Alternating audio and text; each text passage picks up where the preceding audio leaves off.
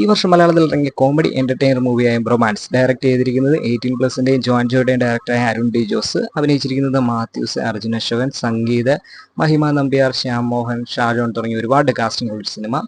ഇതിന്റെ പ്ലോട്ട് എന്ന് പറയുന്നത് ശ്യാം മോഹനും മാത്യൂസും ഇവർ രണ്ടുപേരും ചേട്ടനും അനിയനുമാണ്. ഇവർ രണ്ടുപേരും ഭയങ്കര സ്നേഹത്തിലുള്ള ഒരു ബ്രദേഴ്സ് ആണ്.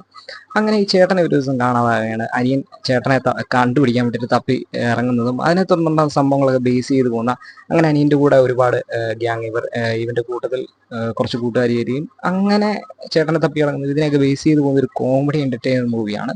ഇത് ശരിക്കും പറയാൻ നല്ല ഓവറായിട്ടുള്ള ആക്ടിംഗ് ഉള്ള ഒരു സിനിമയാണ്. മാത്യൂസിന്റെ ഒക്കെ ഒരുപാട് ഓവറായിട്ടുള്ള എക്സ്പ്രഷൻസ് ഒക്കെ ഉള്ള ഒരു സിനിമയാണ്. സത്യം പറഞ്ഞാൽ ഇത് മലയാളത്തിൽ വേറെ ഏതെങ്കിലും ലാംഗ്വേജിൽ ഇറങ്ങിക്കഴിഞ്ഞാലും നമ്മളത് ഓവർ ആക്ടിങ് ആയിട്ട് തോന്നത്തില്ല. പക്ഷെ മലയാളത്തിൽ ഇങ്ങനെ ഒരു ഇത് കാണുമ്പോൾ മാത്യൂസ് ഒക്കെ നല്ല രീതിയിൽ നല്ല ഓവറായിട്ടാണ് ചെയ്തിരിക്കുന്നത്. പക്ഷെ അത് വേറെ ഏതെങ്കിലും ലാംഗ്വേജിലായിരുന്നു ചെയ്തിരുന്നത് നമുക്കത് കുഴപ്പമില്ലായിരുന്നു. മലയാളത്തിലായതുകൊണ്ട് എല്ലാവർക്കും തയ്ക്കണമെന്നില്ല. പക്ഷെ എനിക്ക് സിനിമ ഭയങ്കര എന്റർടൈനർ ആയിട്ട് തോന്നി. നല്ല രീതിയിൽ എനിക്ക് ഇഷ്ടപ്പെട്ടു. ഇതിന്റെ പ്ലോട്ടല്ല, ഇതിലെ അടുത്ത് എന്താണ് സംഭവിക്കുന്നത് ഒരു ക്യൂരിയോസിറ്റി ഏറെക്കുറെ ഉണ്ടായിരുന്നു. നല്ലൊരു സിനിമയായിട്ട് തോന്നി. ആ സമയത്ത് ഇറങ്ങിയ സിനിമകളിൽ പൈങ്കിളിയും ദാവീദൊക്കെ വെച്ച് നോക്കുമ്പോഴത്തേക്ക് ഇതിൽ മൂന്നെണ്ണത്തിൽ ഏറ്റവും എനിക്ക് പേഴ്സണലി ഇഷ്ടപ്പെട്ടത് ഈ സിനിമ തന്നെയാണ്. നല്ലൊരു എന്റർടൈനർ മൂവിയായിട്ട് തോന്നി. അതുപോലെ ഷാജോന്റെ റോള്, ഡോൺലിയെ പോലെ ഇരിക്കുന്ന അങ്ങനെ ഒരു ക്യാരക്ടറിനെ കൊണ്ടുവന്നിരിക്കുന്നു. എല്ലാം കൊണ്ടും ചുമ്മാ ഒരു വൺ ടൈം വാച്ചബിൾ ഒരു എന്റർടൈനർ മൂവിയായിട്ട് തോന്നി. ഇങ്ങനത്തെ കോമഡി സിനിമകളൊക്കെ കാണാൻ താല്പര്യമുള്ളവർക്ക് കണ്ടിരിക്കാൻ ഒരു നല്ല സിനിമയാണ്. കണ്ടത്.